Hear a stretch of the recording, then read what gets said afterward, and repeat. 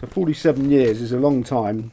Of all the characters that you've met, which ones would you sort of call the most memorable? I think we've touched on. I adored Ryan Price. I thought Barney Curley was a great character. MC Pipe I thought was a very talented man. Horsewise, I'd have to pick two from the Emerald Isle. Back in 1994, my good friend Cornelius Lysaght, radio correspondent at the BBC, said to me, I was at Leopardstown yesterday, and this very strange man, he's finished second in the Irish Champion Hurdle. He thinks he's got a horse that could win the Sun Alliance. And he's a very strange man, CD. You'd love him because he's a complete one-off. He's called Tom Foley. So I said, right, and I looked it all up. And I said, well, let's go over and see him. So we flew over there, hired a car, went down into County Carlow, up in the hills, very near where Willie Mullins trains. And we found this yard. We'd arranged to meet him. And there were about 9 horses in the yard. And out of the house came this white-haired, grey old, wasn't all that old, but he looked like, well, he was an Irish farmer. And I said, Claude Duval, this is my colleague, Cornelius Lysaght. Oh, yeah, right. And I said, you've got this marvellous horse, Dan Oley. Oh, yes. And we went in, there was 9 horses in this box yard bit. And I looked at this horse and I thought, this is the favourite for the Sun Alliance hurdle in this yard. I couldn't believe it. Talk about a fairy tale. But it cut a very long story. Tom Foley was the most delightful man. He'd never worn a tie in his life, apart when he got married. He'd never left Ireland. He'd never flown, obviously. He'd never done this, never been near Cheltenham, never been to England, rah. And so we did big features. And the quotes, he used to end every sentence by saying, that's the way it is. He'd say, so, he's a marvellous horse, Tom. Well, that's the way it is. And the quotes, they were so easy. Go back to Dublin Airport and have a few drinks. And I said, I'm going to back this horse. I'm going to back this horse to win a fortune.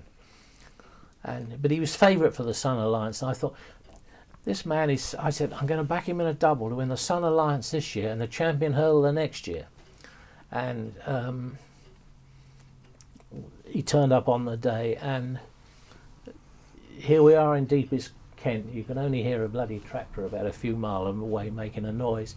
But the noise when Charlie Swan took up the running, 3 hurdles, that downward hurdle at Cheltenham, when he took up the running, you could have heard the noise in Tewkesbury. I mean, it was so ear-splitting. The whole of Ireland, all the priests, everybody was on this beast, and he won. And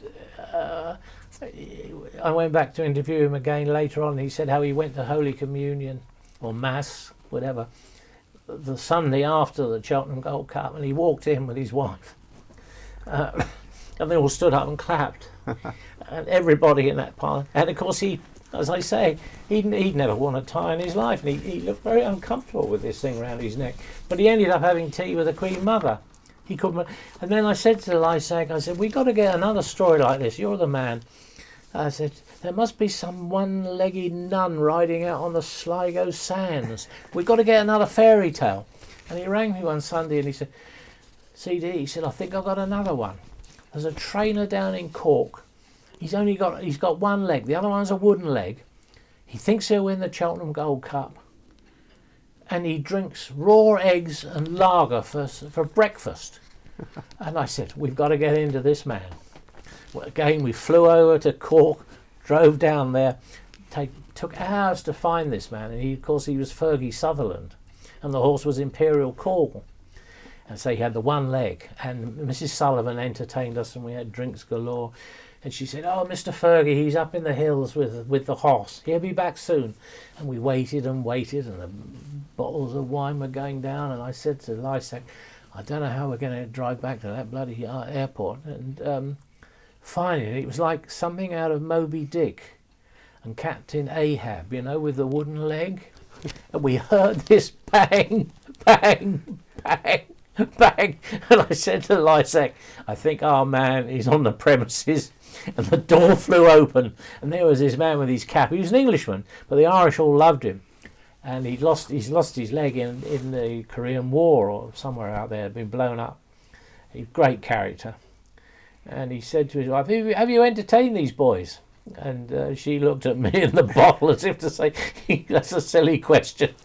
Anyway, I did the piece. David Nicholson, the late David Nicholson, he tipped me off just before we went to Ireland. He said, there's a horse down in County Cork. They can't hear this horse being beaten. And I said, well, funnily enough, I'm flying out there on Tuesday. And he said, you want to back it now? And I did back it. And of course, he won the Cheltenham Gold Cup, and Conor O'Dwyer rode him. And that was it was Tom Foley, who came out of his house, almost with straw coming out of his mouth. He's a lovely man, still alive. He was the original Irish fairy tale that went to Ireland and won.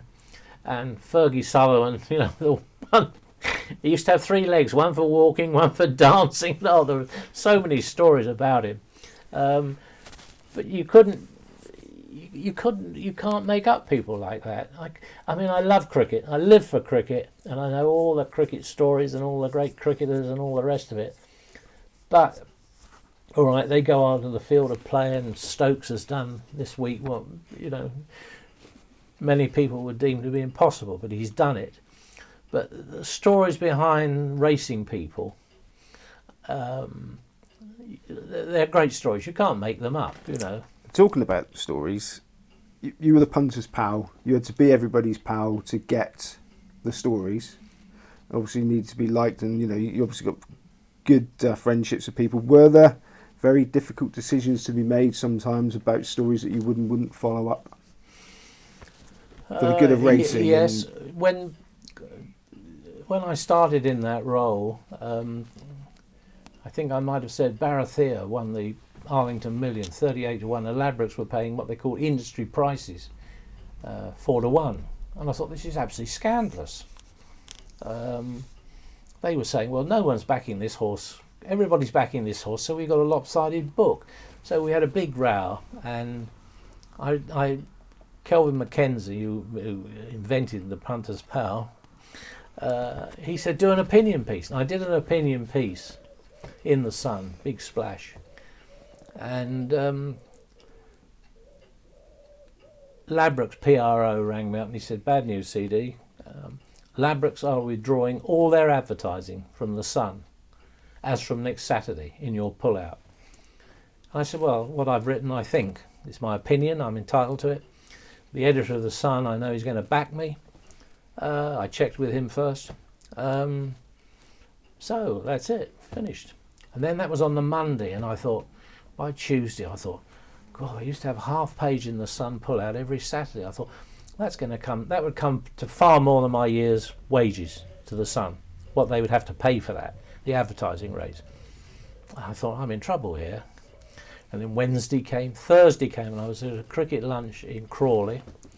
And I thought, I can't live with this anymore.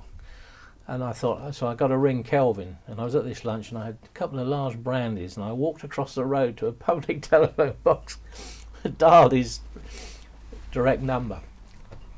And I said, Kelvin, I've got to admit something that's been haunting me. I can't sleep at night. But as from this Saturday, Ladbrokes are withdrawing all their advertising in the Sun from now on, over this opinion piece I did in the paper on Monday. And he said, tell him to F off. And I stood there in this phone box in Crawley High Street, and I said, sorry, say that again. Tell him to F off. And I said, are you serious? And he said, they need us far more than we will ever need them. He said, that space, I could sell that space to 10 other bookmakers who are queuing up to take that place. So I said, all right. Anyway, of course, came Saturday, and I opened the paper and I thought, I wonder who's taken this space. There it was, Ladbrokes, And Kelvin, who I admire greatly, he was the best Sun editor. I mean, he had the magic touch. As Nicholson was the best sports editor, Kelvin Mackenzie was the best editor. They had the magic touch. They knew what the public wanted to know about and read about. My personal tragedy, not a tragedy really, but frustration, is that these two great giants of Fleet Street, they didn't get on. They absolutely, they boom, like a cat and a dog. And sure enough, when Kelvin became editor and Frank, they fell out very, very quickly. And that's a source of great, I don't like that, because they were, when you've got two great pals and they fall out, and there's no way you can get them together. But they were, in all the years of the Sun, which will be 50 years this November, they were absolute giants, Mackenzie and Nicholson. Now, you talk about what the public want to read about. If you look in press rooms midweek these days, it looks like the public don't want to read anything about racing because there's nobody there. What's happened? What's gone wrong? I don't know what's gone wrong. When I was on the Sun racing correspondent, if I drove from here to Exeter and I said, how many piles do you want? And they said, we haven't got any space. I'd get straight onto the sports editor. I said, look, what's going on? And I insisted that we had an editorial piece every day. I fell out with people, close friends. Oh, we'd have shouting matches, phones slammed down and all the rest. But I always tried to insist that we had some words of copy in the paper every day. Now, I mean, the Independent thought they were very clever, writing all these wonderful pieces. They never printed the race cards. Now they don't even print the bloody newspaper. They've gone to the wall. You get the Guardian, who think they're so clever, these left-wingers.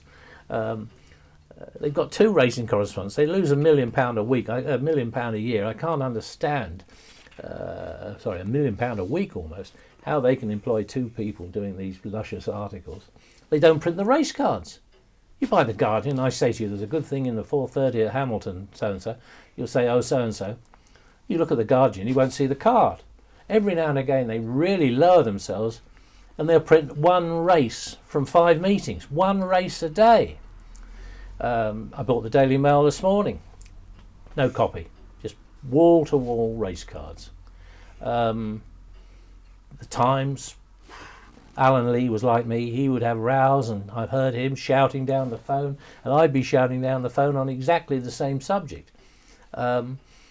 Some days they don't have any copy at all, which is a sad. The Mirror, Express, Star, I think they've all amalgamated. I don't see them. It's very sad, I think. And all the marketing men, if they invite somebody, they'll invite all these people. So they go to Ireland, they interviewed Aidan O'Brien, they all have the same quotes. I think that's a waste of time. A bit like O'Sullivan, I was a loner. I didn't want to be part of the pack, as they say. But now you see them with their Japanese tape recorders.